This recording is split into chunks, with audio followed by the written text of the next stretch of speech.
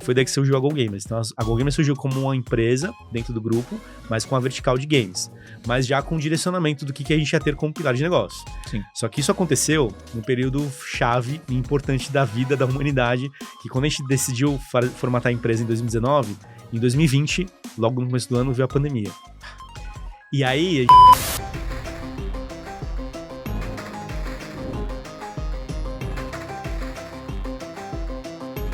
Bem-vindos ao Chips Podcast, mais um programa hoje com um cara que sabe tudo de pesquisa, o Carlos da Go Gamers, mas não apenas.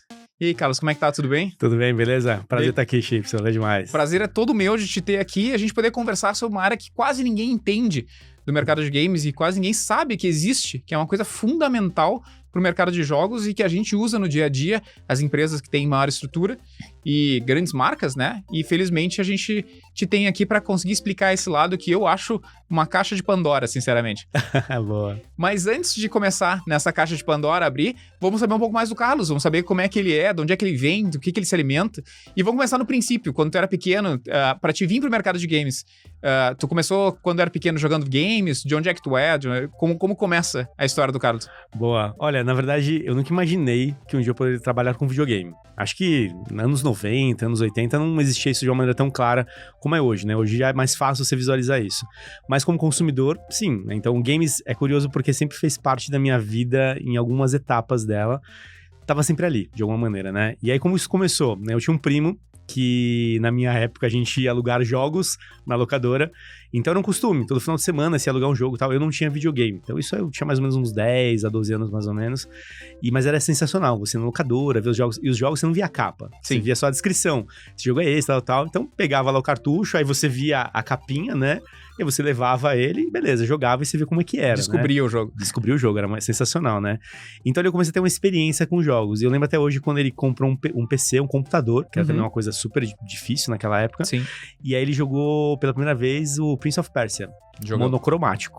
Não era colorido, bonitão, né? Era monocromático e era sensacional. Então ali eu comecei a ter um pouco de contato com games, mas foi em 2014 que aí eu fui trabalhar na locadora de vídeo, né, onde as pessoas alugavam filmes e tudo mais e tal, e tinha uma parte de jogos. Tu foi trabalhar na locadora? Fui trabalhar. Como atendente de locadora? Exatamente, prazer. Cara. Eu também tive esse trabalho na década de 90. Curiosamente, era uma das formas que você tinha contato com entretenimento e tudo mais, e foi onde eu despertei meu gosto por entretenimento, né? Comecei a gostar de vários gêneros de filmes e tudo mais, porque o nosso papel era o quê? Era indicar pras pessoas, olha, esse filme é esse, é legal, esse aqui não é tão bom, esse jogo é isso. E jogos estava ali, né? Eu sempre gostava. Eu era a pessoa dos games. Então, quando alguém ia alugar algum jogo, mas esse jogo é do quê? É pra quê e tudo mais. Então, foi ali que começou um pouco mais do contato com outros gêneros de jogos. Mas ainda assim eu não tinha um videogame em casa. Me conta mais sobre a questão. Agora fiquei curioso com relação à questão da locadora. Porque eu trabalhei em locadora de vídeo, de filme só. Então, só tinha VHS e depois se modernizou pra DVD. É isso aí. No caso de vocês tinham VHS e tinham jogos. Tinha também aquela TVzinha no canto lá pro pessoal poder jogar e experimentar? Tinham duas TVs. Tinha uma TV que a gente ficava rodando os filmes, né? Pra chamar atenção, lançamento e tudo mais. Quando o pessoal parava, caramba, parece bom, vou alugar. Então era intencional, né? Exato. E tinha uma televisãozinha também que era de videogame. Então dava pra você testar alguma coisa. Só que do lado dessas TVs da TV de games, tinha 2 fliperamas. Ah, vocês tinham um fliperama de ficha? Exatamente, de ficha. Então você podia ainda ir lá, né? Então, sei lá, vai com as crianças, fica jogando um pouquinho aí, vou escolher uns filmes e tal. Então tinha também esse outro lado. E lá tinha o Superstar Soccer, Super International Star Soccer, da Konami.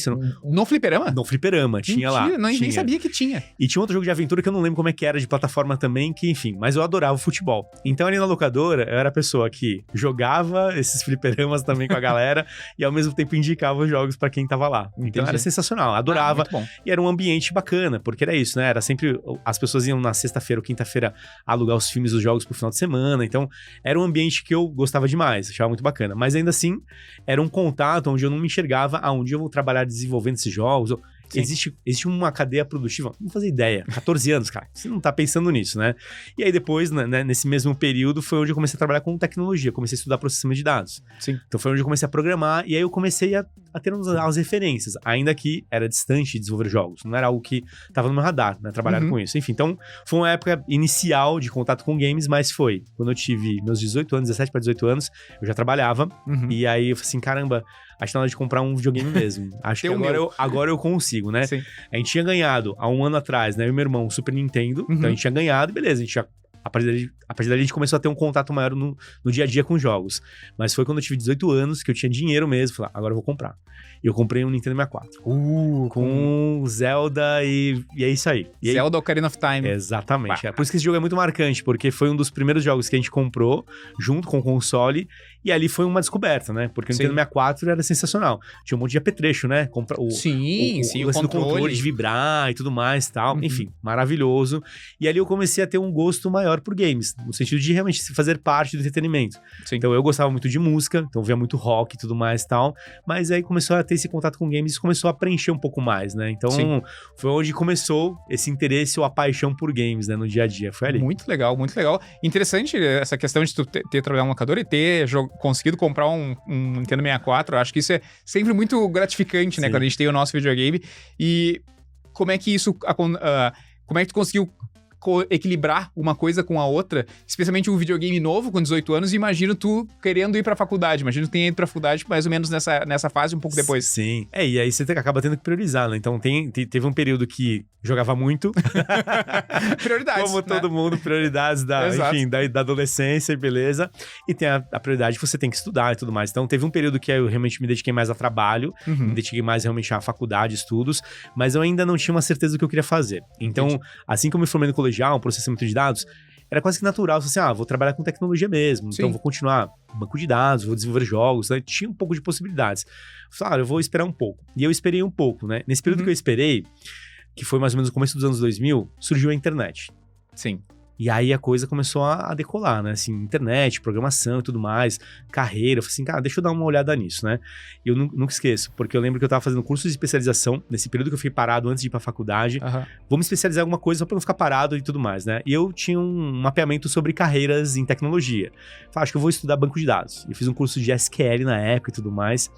E nesse mesmo instituto de ensino, lá em Santos, né, onde eu moro, né, nessa instituição de ensino, a pessoa falou assim, olha, dá uma olhada aqui nos cursos de internet, tem um monte de coisas interessantes surgindo, é um território novo, tem muita gente fazendo curso aqui, sendo contratado lá em São Paulo, São Paulo, né, muitas oportunidades. Com certeza. Eu não fazia ideia, né, do que era trabalhar em São Paulo. Pra mim, não, vou estudar e achava que ia trabalhar em Santos. Fico em Santos, tô feliz aqui. Não, seria isso. Mas beleza, fiquei curioso e comecei a estudar. Aí fui dar uma lida, né, o que tinha. Falei, caramba, web design, webmaster. Webmaster, essa é uma expressão bem antiga. Bem antiga, eu sou webmaster. É isso aí. Pessoa que programava, gerenciava sites, né? Gestão de sites e tudo mais, enfim, né? Então tinha um pouco desse território que era novidade pra todo mundo. E eu falei, caramba, pode ser uma coisa interessante. E comecei a estudar isso. Sim. Então, games começou na minha prioridade, eu de fato priorizei estudo, mas especialização. Então, não era faculdade ainda, o que eu tinha em mente? Vou conseguir um trabalho, esse trabalho vai me dar uma estabilidade, já que é uma oportunidade agora, e aí eu vou entender o que eu vou querer de fato estudar, né, a partir disso daí. E eu comecei a fazer vários cursos, vários. Cara, eu estudava de sábado, domingo e tal, e aí eu lembro até hoje que eu comprei um computador, né, montei um computador assim, top de linha. A Dell na época, no começo dos anos 2000, não tinha uma loja.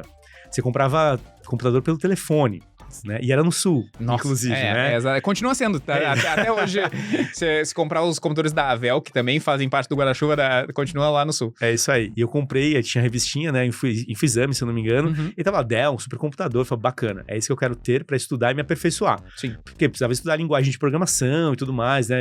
Photoshop na época exigia a máquina. Então eu comprei uma máquina parruda pra dar conta, também né? Conhecido como vou comprar pra trabalhar, mas vou jogar. Aí que tá. Esse é o ponto, né? Conheço essa história. Eu conheço esse papinho. Era trabalhar, era estudar e beleza. Tava atendendo realmente necessidade. E aí comprei esse computador. Só que ele era tão potente, tão incrível. Acho que dá pra rodar uns jogos aqui, né? Roda Crysis. Comecei a jogar. Aí eu conheci outras franquias de jogos de PC específico. Medal of Honor, Diablo, por exemplo. Conheci ali, né? Jogando no PC. Enfim, World of Warcraft. Então, tive um outro contato com outra experiência de jogo fora da Nintendo, né? Então, a Nintendo era uma coisa que marcou a minha infância. Claro. Mas, do outro lado, eu tive ali esse contato com jogos de PC mais elaborados. E, caramba, que legal. E aí, mais elaborados. Agora, tu ofendeu a minha alma. Tu tá querendo dizer que os jogos da Nintendo eram um pouco elaborados, é isso? Na minha percepção, Então, quando eu tive o contato com o jogo, que ele simulava um pouco mais do realismo, eu falei, caramba, isso aqui é uma coisa diferente. Sim. Porque uma coisa é você ter um jogo que ele traz mais a questão da fantasia, do imaginário, outra coisa é você pegar um jogo em primeira pessoa de ação, caramba, você tá vendo realmente uma situação ali, Medal of Honor. Sim, Lembra até sim. hoje, né, como é que era a Mais simulação de realista. guerra, mais realista. Então, aquilo teve um impacto, né, Sim. de fato, de bate-pronto. Então, ali eu comecei a pegar um outro gosto por outro tipo de jogo também, né. O Nintendo 64 tava lá? Tava guardado, tava lá, mas eu comecei a ir pro PC. Enfim. E nisso, nesse momento de estudo, videogame e tudo mais, eu me especializei de fato, né, em muitas linguagens, em muitos programas, né, pra internet, e eu comecei a me candidatar em vagas, né, pra algumas no mercado, e aí foi onde eu consegui entrar no mercado financeiro. Trabalhei na época do Banco Real, fui contratado para ser programador. Na época estavam montando um time de internet e estavam precisando de pessoas, e pessoas com especialidade.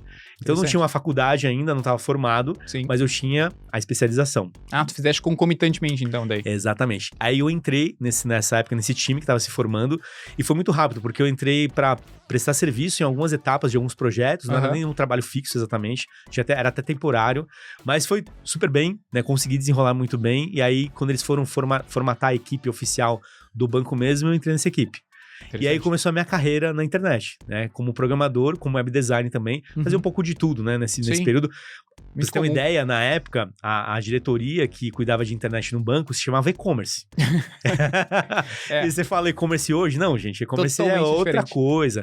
Então, no começo que todo mundo tava descobrindo o que seria, né? E-commerce hoje, pra quem não sabe, é mais voltado pra uma coisa Mercado Livre, algo do gênero. Exatamente. E naquela época era algo mais serviço pra pessoa que tá usando a internet, né? Qualquer outra coisa. E aí você não pensava, por exemplo, né, que dentro de uma estrutura de uma equipe de internet poderia ter jornalistas, redatores, conteúdo. Então a coisa foi evoluindo, né? Então para mim foi uma experiência excelente, porque foi uma experiência de longo prazo, né? Eu fiquei 15 anos nesse mercado financeiro. Então do Banco Real até ele ser comprado pelo Santander, eu passei por todas essas etapas. Mas para mim foi ótimo, porque foi onde eu adquiri uma experiência muito boa em várias coisas. E foi aí que eu me decidi o que eu ia fazer como faculdade, decidi estudar publicidade. Porque foi quando eu saí da área de tecnologia, né? Que eu fiquei alguns anos lá. Quando o Santander chegou, eu fui transferido para a área de marketing digital. Então eu comecei a entender o outro lado que eu não fazia ideia. Porque uma coisa é você programar site, desenvolver serviços, produtos e tal. Tá, mas como que isso chega no consumidor? Como que você apresenta esse produto? Então eu comecei a entender o marketing, fiquei maravilhado. Pô, acho que é aqui que eu realmente quero agora me aprofundar. E aí decidi fazer a faculdade de publicidade e propaganda nesse período. Como foi essa experiência de fazer a publicidade e propaganda, que parece uma coisa muito longe da parte de tecnologia que tu estava trabalhando, que tu estava buscando? Cara, eu acho que foi um contato muito com a parte mais de entregar, de contar para as pessoas, né, o benefício daquilo que você está entregando, né? No caso eu trabalho num banco e trabalho com plataformas, soluções e tudo mais, né? E eu tive contato com coisas que não existiam. Porque na área de tecnologia, muitas vezes você trabalha sob demanda, pelo menos era assim que funcionava. Claro. Na área de marketing, publicidade, a gente trabalhava com coisas que não existiam muitas vezes. Então, por exemplo, a gente teve contato com o smartphone. Caramba, smartphone, será que isso pode ser uma plataforma que as pessoas vão acessar banco no futuro? Então a gente estudava muitas coisas que estavam surgindo como tendências para justamente pensar em estratégias de negócio.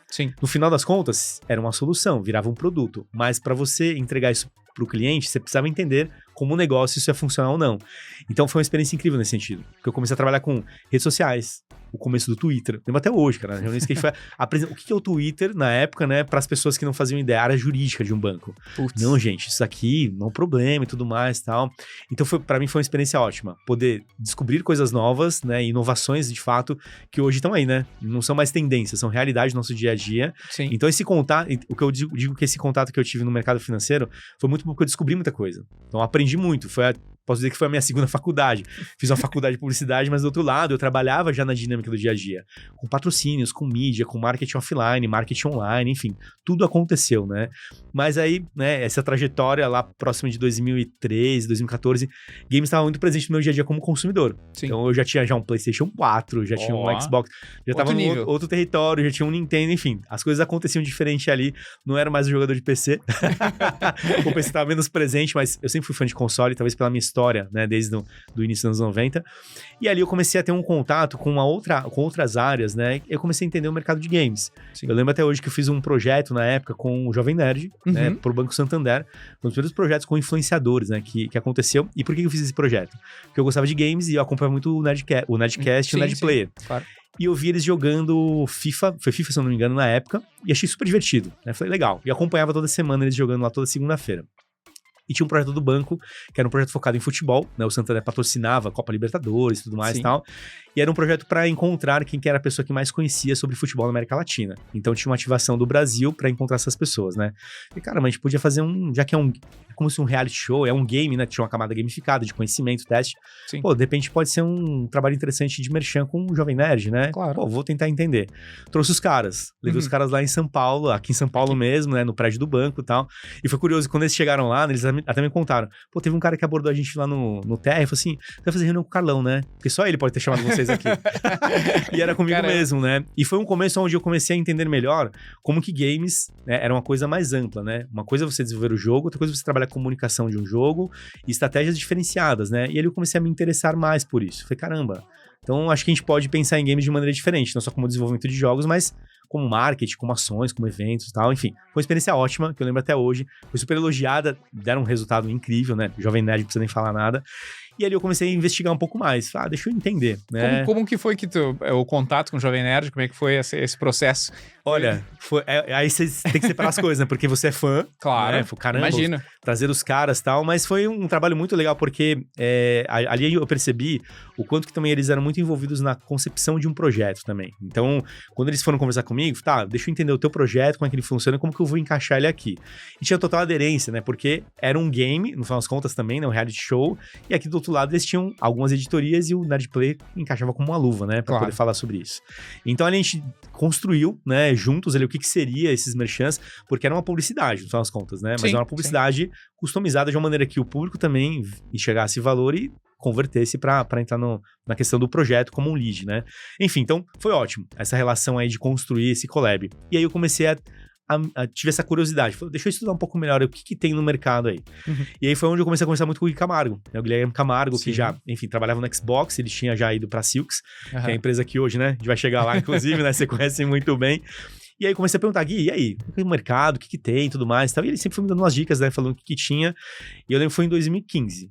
Essa foi a data. Qual era a função do Gui na Xbox? O Gui na Xbox, né, ele liderou as frentes de negócio mesmo aqui no Brasil, né? Quando a gente pensa no Xbox produzido no Brasil, ele foi um dos caras que ajudou a trazer essa operação, né? A nacionalizar a produção do Xbox no Brasil. Só que ele tinha saído do Xbox e já estava na Silks, né? Como na agência, exatamente como CEO.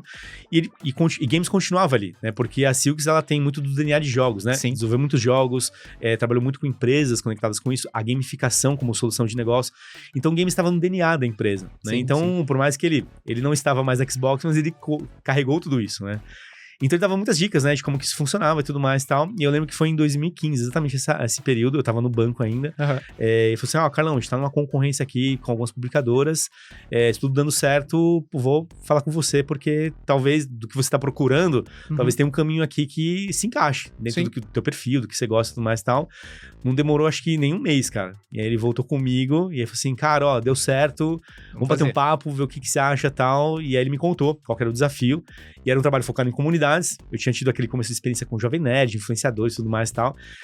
Trabalho de comunidades aqui para algumas publicadoras, né? Era a Warner Games, a Capcom, a Electronic Arts, as 3 grandes empresas, né, que a gente ia atender. Falei, caramba, tá bom, esse é o tamanho do desafio.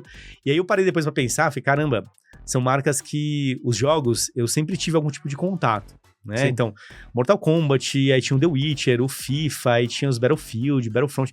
Caramba, tudo de alguma forma um dia eu joguei consumidor, eu joguei. Só que agora era uma virada de chave, né? Você olhar o produto de uma outra maneira, não como consumidor, mas como estratégia, como negócio. Sim. Então, caramba, acho que chegou a hora, né? E aí eu lembro que eu comentava pras pessoas, né? Algumas pessoas próximas, então vou trabalhar com games. Mas você vai jogar? Você vai fazer jogo? Como era é que vai pro player? Eu falei, não, vou trabalhar na área de marketing, comunicação, comunidades, mas como é que é isso, né? Minha esposa mesmo, eu falei, cara, mas 15 anos de banco, é esse o caminho mesmo? Mas eu tinha muita certeza que aonde eu estava pisando, né? Qual era o território que eu estava indo. Porque eu tinha mapeado mesmo, eu entendi que, olha, tem oportunidades mesmo aqui. E estava entrando numa empresa que tinha já um nome no mercado e que me dava essa segurança também. Então, é a hora, então vamos nessa. E foi aonde eu decidi, de fato, fiz a proposta e foi onde começou a minha carreira em games, né? Então, 2015 foi a data aí chave pra mim, onde com 35 anos fiz a virada para um outro território que foi incrível, né? Não, incrível, incrível. Até uma questão interessante, tu comentaste que o Gui te chamou e veio conversar contigo, e foi o primeiro lugar que eu vi no Brasil ser contratado um CEO numa empresa que era uma startup, de certa forma, uma empresa menor, e eles tinham o Philippe Capulier como CEO, e daí ele chamaram alguém da Microsoft para se tornar CEO e estruturar a empresa para se tornar a Silks Group. Então, eu achei um movimento muito maduro da empresa. Então, eu acho muito legal saber que aconteceu esse processo. Eu trabalhei lá, como tu disseste, né? Ali no 2013, 2014. Então, entendo totalmente essa questão de, tipo, realmente fazia todo sentido. E a partir daí, tu foste chamado para trabalhar na Silks. E como que funcionou essa migração entre comunidade e criar essa... Foi uma spin-off da Silks, a Go Gamers, ou ela faz parte da Silks, ela não faz parte da Silks? Boa. Foi um começo interessante, né? Porque eu também comecei a entender melhor o mercado de games, do ponto de vista de negócio mesmo, como que funcionava para um jogo chegar para você, por exemplo, né? Sim. A estratégia de negócio, modelos, campanhas e tudo mais. Então, eu comecei a estruturar isso e a gente começou a entender que, olha, tinham várias coisas no grupo que aconteciam com relação a games, mas que aconteciam isoladamente. Então, você tinha de um lado a Pesquisa Game Brasil, que a gente fala dela daqui a pouco, tinha do lado projetos de gamificação e tinha essa frente mais de marketing, comunidades que eu tava, né, tocando também, planejamento. Então, a gente entendeu que, olha, depois de um tempo que a gente foi, né, trabalhando no mercado, tendo relacionamento com várias empresas e consolidando de fato, né, a nossa expertise, foi em 2019 que aí sim a gente falou assim, olha, é o seguinte... Vamos agora pegar todas as pontas de games que tem aqui dentro do grupo e transformar isso de fato numa unidade de negócio? E aí a gente concentra toda a expertise da equipe que hoje está distribuída dentro de um único lugar. E foi daí que surgiu a Go Gamers. Então a Go Gamers surgiu como uma empresa dentro do grupo, mas com a vertical de games. Mas já com o direcionamento do que a gente ia ter como pilar de negócio. Sim. Só que isso aconteceu num período chave e importante da vida da humanidade, que quando a gente decidiu formatar a empresa em 2019, em 2020... logo no começo do ano veio a pandemia.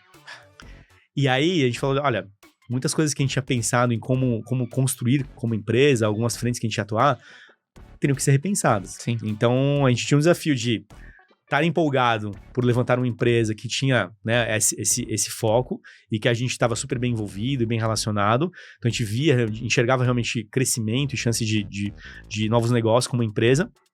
Mas por outro lado, uma pandemia, a gente veio pensar muitas coisas, né? Então, aonde que a gente foi? Aonde a gente tinha solidez. Aonde o grupo, ao longo dos anos, com o próprio Gui, né, conseguiu se consolidar como pilares de negócio. Gamificação, como solução de negócio, né, justamente por conta de desenvolvimento. Então, a gente tinha um trabalho muito sólido com empresas que não são empresas de games, mas que procuravam soluções de negócio através da gamificação. Então, esse foi um dos pilares. E o outro pilar era a Pesquisa Game Brasil. Então, a gente tinha um produto no mercado que estava desde 2013 rodando, e aí essa nossa missão foi, tá, como que a gente faz essa pesquisa se tornar uma referência, não que não fosse uma referência, mas uma referência como solução mesmo de negócios para qualquer tipo de empresa que tenha necessidade de insights, de direcionamento, para justamente compilar estratégias de negócio em cima disso, né? Então, foram as duas frentes que nós decidimos estruturar, gamificação e pesquisa mesmo com a Pesquisa Game Brasil, né? Aí tu disseste, tava rodando pesquisa desde 2013. Quem que pensa em pesquisa como uma... Isso é de fato um mercado? É uma possibilidade? Eu fico muito confuso com essa questão de, tipo... Não, o nosso trabalho é fazer pesquisa. Quem que é o cliente disso aí? Como que alguém descobriu que existe uma demanda, existe um mercado e existe dinheiro nessa parte que alguém pode sobreviver de pesquisa? Boa. Olha, nessa parte aí, Chips, que é legal, é que a gente volta alguns anos atrás aí, né, só pra trazer o contexto, que foi em 2013, né, quando o Gui Camargo já tava no grupo e ele entendeu que, olha, a gente não tem informação hoje do público brasileiro que consome games, porque ele tinha uma experiência na Microsoft, Xbox, Sim. que a publicadora tem a certeza de que é o público que consome seu produto, né, então ela tem essa visão, mas, tá, se a gente quiser provocar o mercado para novas oportunidades, né, varejistas, marcas, como que funciona isso, né, e não tinha de fato, né, um estudo aqui no Brasil que conseguisse apresentar essas informações. Mas ele teve um insight, assim? Ele acordou um dia e disse, é isso. Foi. Foi um insight, uma necessidade que ele percebeu ali que, olha, talvez isso aqui ajude a gente a construir novos negócios com base em informação, né? Você conseguir dizer, tá, mas quem que é o público que consome games? Por quê? O que existia também naquela época? Você falava de games, até quando eu comecei a trabalhar, mas isso é uma coisa de criança, mas não é a molecadinha, mas isso dá dinheiro, a galera gasta dinheiro. Sim. Então tinha uma percepção de que o consumidor de games era alguém que era estereotipado, e por conta do histórico cultural. Mas não era mais isso. sabia que games gerava negócio, né? Games começava com o público adulto, tinha vários produtos no mercado, você tinha várias formas de se conectar com ele. Então, foi a partir disso que ele decidiu, de fato, né, trazer a pesquisa Game Brasil como uma solução, mas tinha ali um teste, inicialmente. Por quê? Tinha um momento, naquela época, em 2013, que jogos de smartphone e de celular ainda estavam, né, se consolidando no mercado. Sim. Naquela época, você tem uma ideia, ainda existia o smartphone e o celular. Teve essa época que o celular você só ligava e mandava mensagem. Sim. E o smartphone com aplicativo e tudo mais, isso era uma coisa nova. E não era todo mundo que tinha acesso a isso. E ainda tinha 3 concorrentes no mercado de smartphone, né? Exatamente. Tinha a BlackBerry, tinha a Nokia gigantesca. Então tinha várias marcas aí no mercado. A gente via a Apple surgindo com o iPhone, mas era um negócio ainda, né, que não estava, né, consolidado, mas era o sonho de todo mundo. Então tinha esse movimento. Então o primeiro teste como pesquisa foi, olha, vamos entender primeiro se o smartphone vai ser uma plataforma, de fato, de consumo de jogos para a gente poder trazer isso, porque era uma dúvida. Sim. O mercado tinha uma dúvida. Então, assim, vamos trazer isso para o mercado e vamos apresentar. Então, saiu a primeira pesquisa Game Brasil, que não se chamava PGB, era a pesquisa Game Mobile, era PGM, né, se fosse assim, abreviada. Mas aí depois, no ano seguinte, falaram, na verdade foi super bem o resultado, vamos entender o comportamento do público como um todo mesmo? Vamos olhar console, vamos olhar computador, vamos olhar hábitos que estão relacionados com essa experiência. E foi a partir disso que a PGB ela começou a evoluir, né? Então a pesquisa, ela começou a trazer dados que o mercado começou a compreender, tá, qual que é o impacto hoje da indústria de games no consumidor aqui no Brasil? Quem são as pessoas? Quem que é esse público, no final das contas? E esse entendimento trouxe realmente uma visão totalmente diferenciada, porque você começa a entender que, olha, o público adulto que gasta dinheiro, quanto que ele gasta, quanto que ele investe, o tempo que ele dedica. Caramba, 1 hora jogando, 3 horas jogando, pô, então, como que eu faço para estar nessa jornada? Sim. Então a gente começou a trazer informações que provocaram o mercado a cada vez mais querer atuar junto com ele. As publicadoras já tinham certeza disso, mas por outro lado, a publicadora começou a entender melhor, tá, concorrência, para onde o público está indo, smartphone. Smartphone é um negócio que talvez a publicadora de console e PC não enxergasse ainda como oportunidade, começaram a entender melhor aqui no Brasil como isso funcionava, né? Então a demanda de pesquisa começou a crescer nesse sentido, por quê? Porque era informação rica para te ajudar na parte estratégica, direcionamento de negócios, né? Perfeito. E aí quando a gente assumiu esse projeto e quando eu entrei em 2019, a nossa missão era continuar expandindo ele. Então pensar em outros módulos dessa experiência, como que a gente vai crescer o módulo de esportes, trazendo mais informações, como que a gente cresce o painel de marcas, considerando que o jogador hoje, ele tem uma relação de cotidiano com qualquer outra pessoa. Sim. Você tem uma marca favorita de tênis, você tem uma marca de um livro, uma marca de camisa, você vai no supermercado. Você tem toda essa relação de cotidiano que não é só jogar, claro, né? Jogar faz parte. E quando a gente começou a ampliar essa visão, foi aí que realmente a gente começou a ter uma necessidade do mercado de usar essas informações a favor dos seus negócios. Então, nesse período, inclusive, de pandemia, que aí o holofote para games estava lá, caramba, games, todo mundo jogando, mas quem que é esse público? Deu um boom, né? Quem que tá consumindo? Quais são as marcas que estão aí dentro? E a gente tinha a PGB.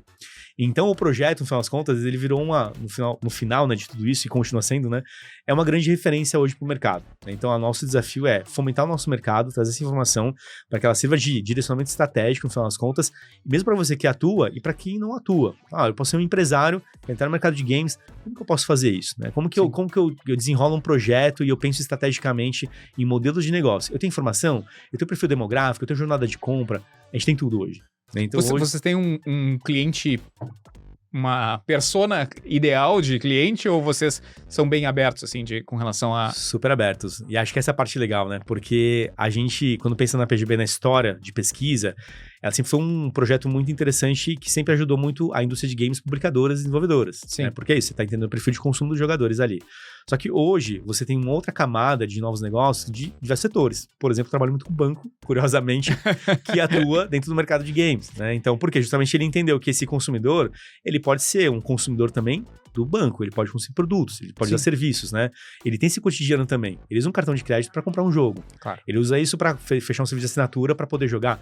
Então, tem uma relação também aí, e quando você entende essa relação de vários outros negócios, que é o que a gente traz, você começa a conversar com outras empresas. Então, hoje, o que eu posso dizer é que temos um perfil de cliente muito diversificado, e que é a parte mais legal, porque é um outro negócio que enxerga valor nesse consumidor de games e que, no final das contas, fomenta a nossa indústria, né? Porque é isso, estamos falando de mais investimento no território, estamos falando de mais experiências, mais produtos que vão agregar para quem consome games, né? Então, games é muito mais do que só o jogo. Você começa a criar uma visão um pouco mais ampla, e a partir disso que a gente começou a desenvolver melhor o produto, e a PGB é isso, né? Hoje, no final das contas, ela é mais do que uma pesquisa, né? É uma grande plataforma de dados que você consegue mapear hoje. Não só Brasil, né? O nosso trabalho é a América América Latina, você consegue entender esse perfil demográfico, esse comportamento, jornada e tudo mais, e tudo isso de alguma forma te apoiar em estratégias. Seja você uma marca atuando no mercado ou alguém que você, quero começar agora, não conheço nada, por onde eu começo. A PGB pode ser um bom caminho para isso, né? Interessante.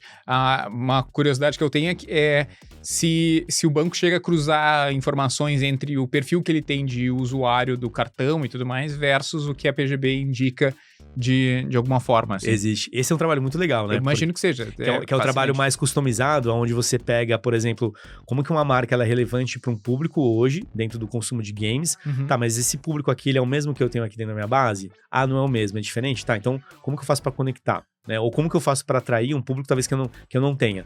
Então tem exemplos de marcas que querem se conectar com perfis específicos, então você faz um mapeamento, tá? Então esse perfil que você quer, aonde que ele está? Ele tem qual plataforma? Quais são os jogos? Qual que é a relação de jornada de compra dele? Quais são os hábitos que ele tem? Ele tá nos esportes, não tá nos esportes? Então você faz esse mapeamento e você identifica onde ele está. E aí a partir disso você define estratégias para se conectar. E aí as estratégias podem ser diversas.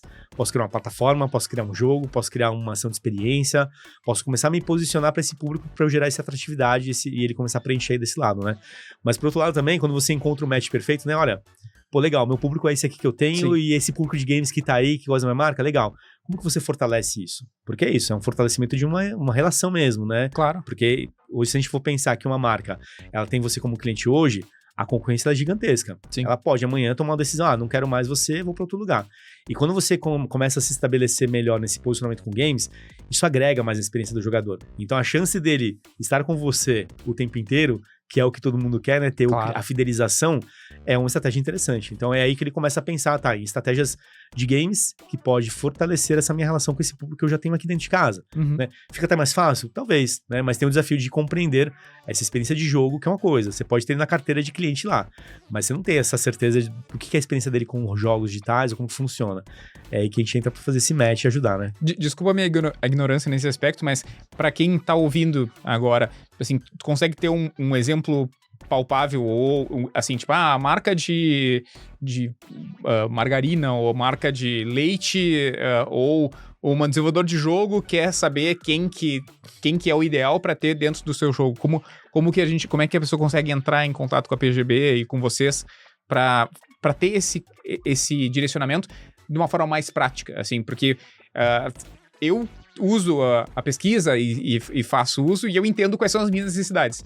Mas às vezes quem tá ouvindo diz assim, pô, mas pra que serve isso mesmo? Como é que eu crio essa correlação na empresa que eu tenho ou na empresa de games que eu tenho? Legal. Tem um exemplo bom, né? Tem até um case nosso interno, e assim, a gente costuma dizer que nossos projetos são confidenciais, é verdade, né? Então a gente pode falar, não tem problema, a gente pode falar e só não menciona os nomes, né? Tá. Mas é legal esse exemplo que eu vou trazer aqui, porque ele justamente traz uma empresa que não era do ramo de games, que não conhecia nada, e que eles tinham interesse porque eles viam os resultados. Caramba, um público super engajado, super envolvido, o tanto de dinheiro que gira nesse meio, como é que eu posso me conectar? E eles decidiram, né, observar alguns territórios, né, dentro desses hábitos de consumo, e a primeira coisa foi, legal, vou te apresentar quem que é esse consumidor hoje, onde que ele tá. E a partir disso eles decidiram qual que era a camada que eles iam atuar. Então eles decidiram desenvolver produtos relacionados a comidas e bebidas. Perfeito. Primeira coisa, pô, legal. Então, como que funciona essa relação de comidas e bebidas para esse público de games?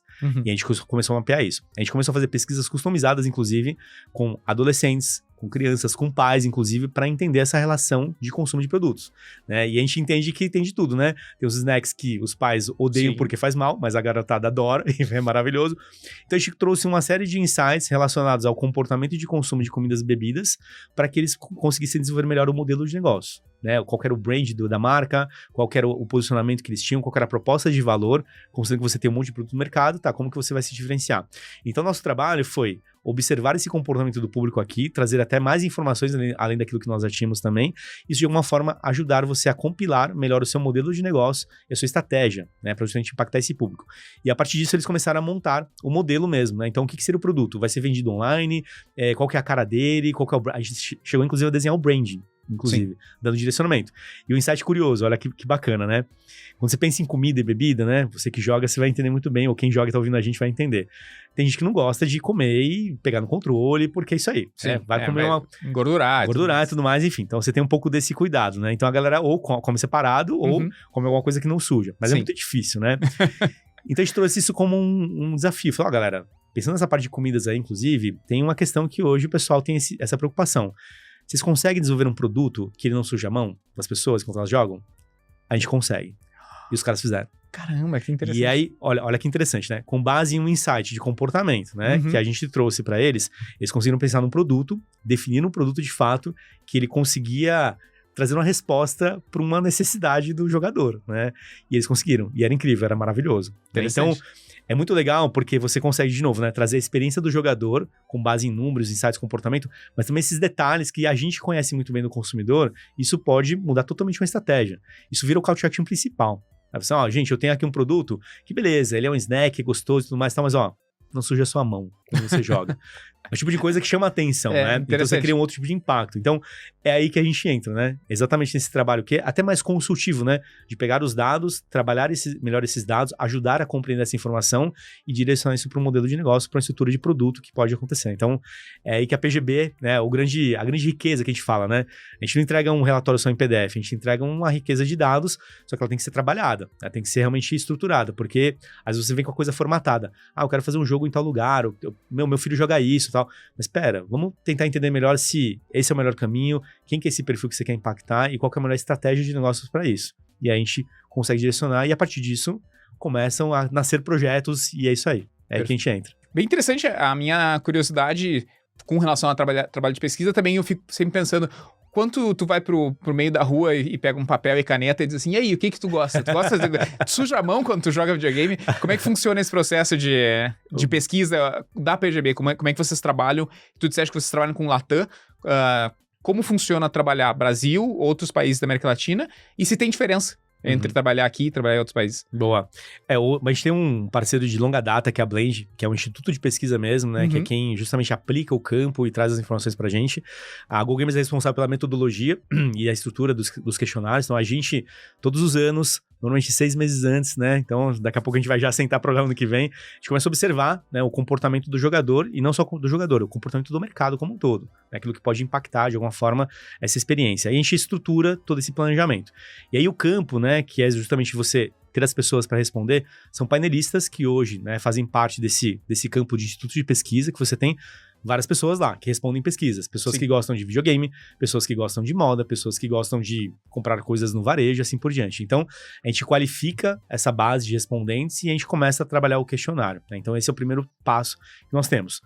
No Brasil e América Latina, todo o processo ele é sempre online, sempre foi online. Aliás, é um ponto que pergunta pra gente, mas vocês fazem pesquisa em campo, né, com pessoas? Fazemos também, né? Mas hoje não é um volume tão grande. Depende muito de uma especificação técnica. Faz diferença? Faz diferença.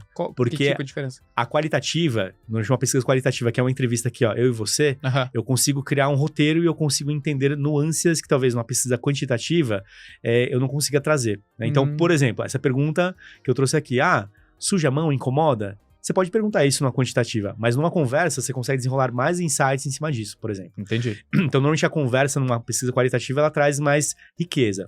O que você faz numa quantitativa, é entender se aquilo é importante ou não. Requer uma habilidade do entrevistador. Exatamente. De saber, de pensar nisso. É isso aí. Não basta só marcar xizinho no papel.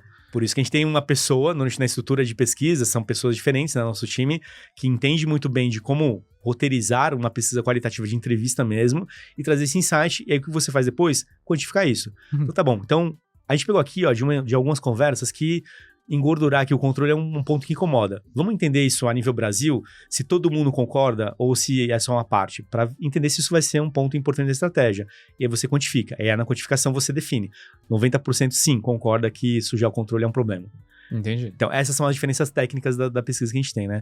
Então, em questão de formato, depende muito da necessidade. Hoje, a PGB, na estrutura base dela, ela é 100% online, né? Através da Blend, com painelistas que respondem e que são pessoas que consomem jogos digitais. Então, a gente tem essa definição e dentro desse cluster de pessoas, eu vou rodando várias pesquisas. Pergunto sobre esportes, pergunto sobre marcas, pergunto sobre influenciadores, sobre o consumo geral e tudo mais, enfim. Então, a gente vai estruturando, mas é uma estrutura bem complexa. Por quê? Porque ela depende de muitos fatores. Por exemplo, olha, qual que é a sua plataforma preferida? A partir dessa resposta que você me dá, eu te carrego para uma outra base de informações e você começa a responder sobre console, por exemplo. Sim. Então, eu não posso apresentar um jogo de smartphone se você não gosta de smartphone, por exemplo. Pronto. Então, tem todo um cuidado da programação hoje, que isso foi o que nós qualificamos ao longo dos anos, para que a gente consiga ser cada vez mais assertivo no público-alvo que a gente está buscando, né? E é o que a gente consegue. Hoje, tanto o Brasil, tanto a América Latina, né? O que a gente tem muito é questão de time de resposta mesmo, né? Então, é um processo rápido, um processo longo? Depende, né? Depende do país que a gente roda, né? Como eu comentei no nosso off-papo aqui, né? Sim. Tem países que, às vezes, as pessoas não têm muita cultura de responder pesquisa, então demora um pouco para você coletar o campo. O Brasil funciona super bem, né? Então, o brasileiro, ele responde, ele entende que ele tá agregando para alguma coisa, né? Ainda mais quando a gente pergunta sobre videogame, as pessoas entram mais de cabeça, né? Porque Sim. você entra um pouco mais a paixão. Não, eu gasto tanto tempo, eu gosto desse jogo e tudo mais. Então tem um engajamento. Normalmente, do público que a gente pega do começo da pesquisa, tem abandono, né? Ao longo das perguntas, né? Sim. Mas onde a gente consegue ter uma eficiência bem interessante até no final, num volume bem considerável. E isso, no final das contas, contribui para a pesquisa como um todo, né? Não, perfeito, perfeito. Tu até tinha citado antes do Jovem Nerd e tudo mais. Esses grupos específicos, eles têm diferença de engajamento quando eles se sentem parte de uma comunidade, alguma coisa assim, ou dá meio que na mesma esses perfis? Olha, perfil depende mesmo, né? Porque quando você olha perfil, a gente tem algumas premissas, né? Porque primeiro, perguntar se você joga alguma coisa e você vai clusterizando essa sua experiência. Então, beleza, eu gosto de smartphone, gosto de console, gosto de esportes e tal. O que a gente percebe é que quando a gente vai funilando, principalmente, uma pergunta-chave, que é, você se considera um gamer? Essa pessoa é a pessoa que ela é mais engajada, né? Então, esse cluster de respondentes é onde tem uma riqueza de informação muito forte, porque é a pessoa que vive muito mais o todo. Ela gosta de consumir jogo, o conteúdo, de ir no evento, de comprar camisa, o colecionável, então tem uma experiência diferente. E do outro lado, eu tenho um jogador também que ele tem uma experiência talvez um pouco mais casual, talvez um pouco mais ponderada, mas ainda assim é um público importante. Então, depende muito. Quando a gente faz pesquisas, por exemplo, para algumas comunidades em específico, né, que aí eu pego, olha, eu quero pegar um jogo específico aqui e eu quero aprofundar nele. A gente já fez isso, né? Jogos de FPS, por exemplo, a gente pegou uma comunidade de um jogo e rodou uma pesquisa. Então, você tem uma experiência diferente, mas aí você tem que entender muito daquela comunidade. Esse é um ponto importante. E esse é um cuidado que a gente tem. Quando a gente vai fazer um trabalho para algum tipo de comunidade, público específico, ou jogo específico, você precisa entender a linguagem, os termos. Do mesmo jeito que você tem que ser neutro e técnico, você também tem que entender que algumas linguagens funcionam melhor, que podem ser enviesadas ou não, então você tem que aplicar isso da melhor forma possível, né? Hoje na PGB, como a gente tem um estudo um pouco mais geral, né, pensando no comportamento, a gente já entendeu bem quais são os termos e onde funciona e onde não funciona. Perfeito. Então a gente vai se encaminhando já para os finalmente da nossa conversa. Uma das coisas que eu gostaria de saber é, tem alguma dica que tu gostaria de ter ouvido, ou que tu gostaria de dar para quem tá ouvindo, sobre trabalhar com games, sobre vir pro mercado de games em geral, que pode ser um diferencial, poderia ter sido um diferencial na tua vida e pode ser hoje um diferencial para quem tá ouvindo? Boa, acho que a primeira coisa que eu falo pra todo mundo, e muitas pessoas me procuram, né, pra querer trabalhar com games e tal, e que foi algo que eu tive que lidar, que é lidar com a paixão. Esse é um ponto importante, porque quem entra no mercado de games não quer sair nunca mais, porque é incrível mesmo, né? É desafiador, é um trabalho mesmo, assim, exige bastante, o consumidor é exigente, então isso vai cair pra você também, né? Mas a paixão, ela tem que ser ponderada, porque no final das contas é um trabalho, então você tem que ser profissional, você tem que ter uma visão crítica muitas vezes de alguma coisa, então você não pode deixar o coração do jogador te influenciar. Eu trabalhei com muitos jogos que fizeram parte da minha vida, né? Como criança, adolescente. E como é que você lança um produto desse no mercado sem que a sua paixão enviese alguma coisa? Então, esse é um cuidado importante, né? A paixão, ela vai ser um motor para você, ela vai ajudar, não tenha dúvida, mas você precisa entender que você precisa também ser mais do que o apaixonado consumidor de games, você tem que ser o profissional. Sim. E hoje você ser o profissional, seja de marketing, seja um desenvolvedor, não importa, tem tantas oportunidades hoje no mercado, você tem que saber, né, que isso aqui é o que o mercado vai precisar, e é isso que o mercado precisa, né, cada vez mais qualificar profissionais para que entreguem melhores produtos, melhores experiências, porque se for um mercado só de apaixonados, cara, talvez a gente não consiga entregar o melhor para o consumidor, né, ou a gente tenha mais dificuldade, e esse é um ponto que eu não ouvi na época, né, então eu recomendo, tá tudo bem você ser apaixonado, não tem problema nenhum, né, isso é legal, mas não é só assim, eu joguei games a minha vida inteira e eu sou apaixonado, tá, mas o que você vai ser como profissional aqui dentro? Aonde você vai agregar para essa galera que é apaixonada também, que é o consumidor, ou para esse mercado que tá crescendo, quem que você vai ser? Porque é isso que você tem que ser o melhor, né, ou buscar pelo menos melhorar, aperfeiçoar para entregar esses melhores produtos pro mercado mesmo. Não, ótimo, incrível. Uma outra questão que me surgiu Tem alguma pergunta que tu gostaria que alguém tivesse te feito e não fez? Pergunta? Agora, nesse papo? Olha, Tá tudo bem. acho que abordamos tudo. Então tá ótimo. Acho que navegamos por tudo, já é ótimo. Perfeito. E, por fim, pra quem quiser conversar com o Carlão, quiser, tipo, poxa, Carlão, eu acho muito legal esse negócio, queria entender um pouquinho mais como é que eu faço pra fazer parte dessa parte de pesquisa, se eu posso me candidatar, alguma coisa do gênero, pra ser pesquisado, não sei se isso faz diferença ou não, ou algo do gênero. Como é que a pessoa entra em contato contigo? Boa. Bom, eu sou uma pessoa muito ativa no LinkedIn. Acho que é onde as pessoas mais me encontram lá pra falar sobre carreira, oportunidades, bastante. Então, é só procurar Carlos Go Gamers, vai aparecer, tá? Ou procurar Go Gamers, eu vou instalar, inclusive. Sim. Mas também são nossos contatos, né? Enfim, nos canais sociais, no Instagram também pode mandar mensagem, enfim. Aonde você enxergar Go Gamers e PGB, fala com a gente lá, tem os contatos de e-mail e tudo mais, a gente tá super ativo, mas pode falar comigo diretamente, eu adoro conversar com as pessoas, né, sobre o mercado, sobre oportunidades, carreira, enfim, então, Sim, tô à disposição. Inclusive, imagino que tu vai estar em todos os eventos desse ano, Gamescom Latam e afins, palestrando, então também quem tiver presente certamente vai se divertir vendo esses números, né? Tu desmembrando esses números. Imagina que é isso. Sim, na Gamescom, inclusive Latam, a gente tem um compromisso importante de entregar alguns dados de América Latina, então a gente vai estar lá no dia 1º, se eu não me engano, num painel que vai ser às 2h30, mais ou menos. Eu vou estar em outros dias, né? Mas esse é um dia que eu tenho um painel. Eu tenho um painel também no dia 3, que é no sábado, junto com a Evelise, uma parceiraça da Homo Ludens, falando sobre games e crianças e adolescentes, geração alfa, consumindo games também, então vou estar lá. Enfim. Tem uma diferença na geração alfa?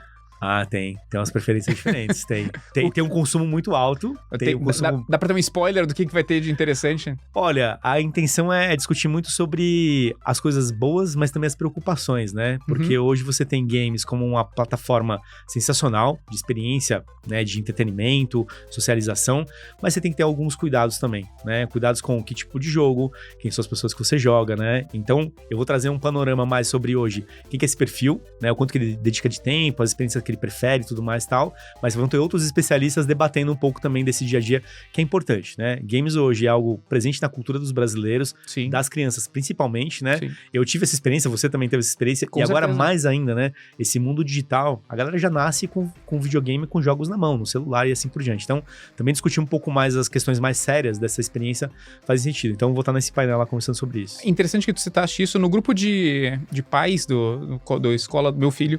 Se discutiu há poucas semanas atrás a questão de Roblox e Fortnite, sobre a viabilidade das crianças jogarem ou não esses jogos. Você tem uma opinião sobre isso, de alguma forma?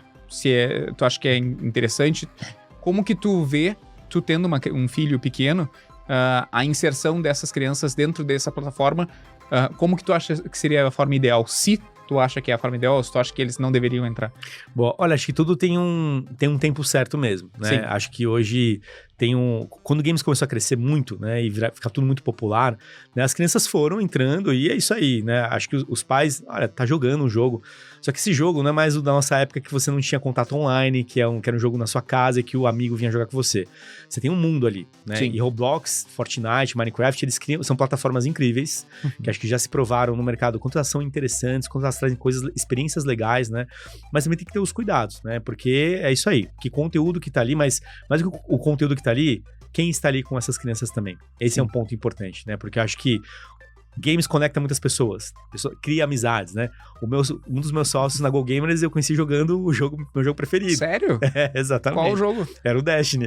Sério? Destiny 2 conectou a gente em algum momento da vida e a gente já é sócio da mesma empresa. Caramba, que loucura. E ele nem joga mais, né? Por exemplo, a gente não joga mais junto, mas somos amigos até hoje, né? Então, games constrói coisas muito legais, né? Esses jogos têm esse potencial. Mas é importante entender que essas plataformas, ao mesmo tempo que elas se tornam muito populares, criam-se também preocupações do tipo de conteúdo que tá ali dentro, né? Então, acho que elas são incríveis do ponto de vista criativo, experiência, sabe? Realmente motivar a galera, engajar, mas tem que ter esses cuidados, né? É aquilo que eu falo.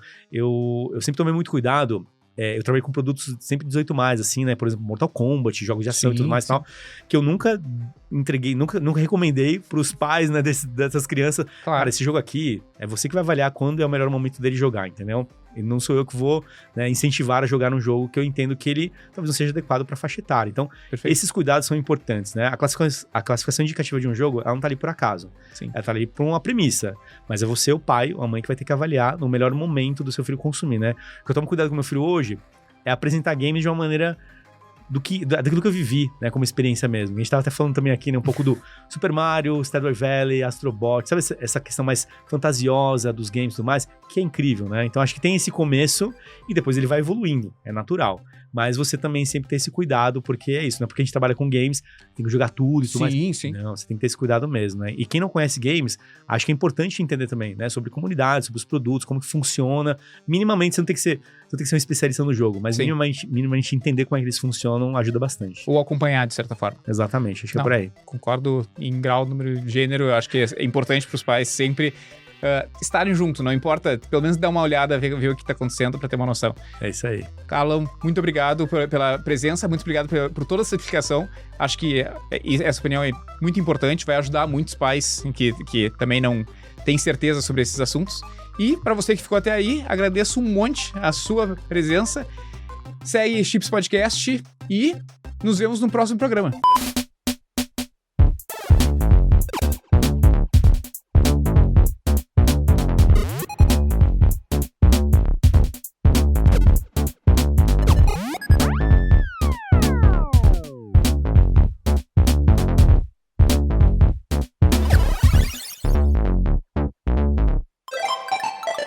Rede Geek.